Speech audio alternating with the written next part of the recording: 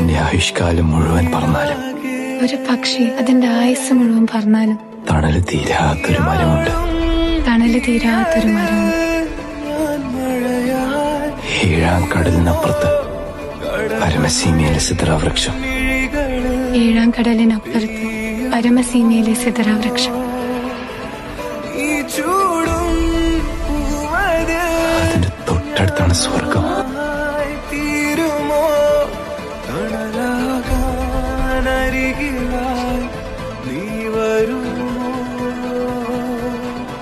അതിന്റെ തൊട്ടടുത്താണ് സ്വർഗം.